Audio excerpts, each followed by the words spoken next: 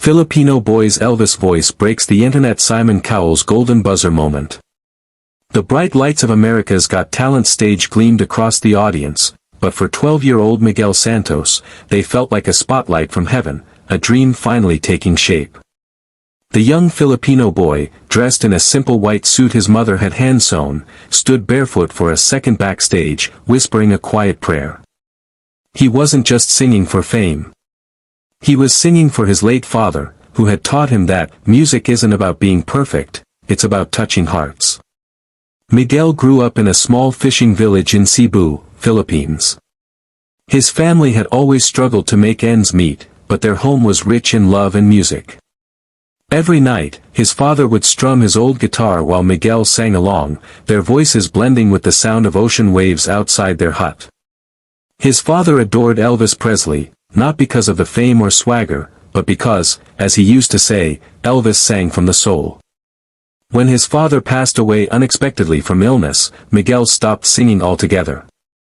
The silence in their home was unbearable, and the guitar gathered dust.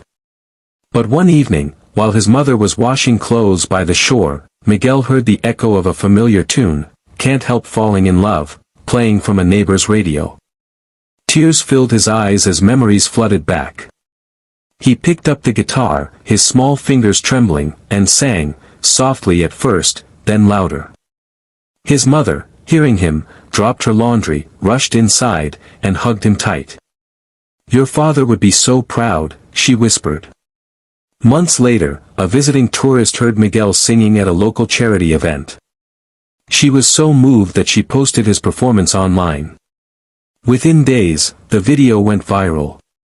Millions watched in awe as the young boy from Cebu sang Elvis with a voice so pure and powerful that it felt like the king himself had returned. News outlets began calling him the Little Elvis of the Philippines. Invitations poured in, but Miguel stayed humble, still helping his mother sell fish in the mornings. When America's Got Talent called, Miguel couldn't believe it. His mother sold her wedding ring to afford their plane tickets, saying, "This isn't a sacrifice, it's love in motion." On the day of the audition, the crowd buzzed with curiosity as Miguel stepped on stage. Simon Cowell leaned forward, clearly intrigued by the small boy holding a worn-out guitar. "What's your name, and why are you here today?" he asked. Miguel took a deep breath. "My name is Miguel Santos, sir. I'm here because I want the world to feel what my dad made me feel when we sang together, happiness." The audience melted. The first chords of "Can't Help Falling in Love" filled the air, and the moment Miguel opened his mouth, time seemed to stop. His voice carried a haunting tenderness, mature, soulful, and filled with raw emotion. The crowd rose to their feet within seconds. By the time he hit the final note, many in the audience were wiping tears. Simon Cowell, visibly moved, whispered, "Unbelievable," before standing up and slamming the golden buzzer. Golden confetti rained from above as Miguel dropped to his knees, overcome with emotion. His mother ran on stage, tears streaming down her face, and wrapped him in her arms. Simon approached them and said softly, "Your dad's listening right now. And he's smiling."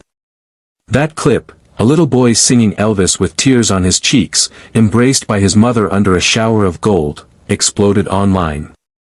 Within hours, it was everywhere: Facebook, TikTok, YouTube. The Filipino Elvis boy became a global sensation. But Miguel didn't chase fame. Instead, he used his newfound platform to start a small foundation back home, Hearts That Sing, to help underprivileged children pursue music. He said in an interview, "Music gave me hope when life took everything else. I just want to give that hope back."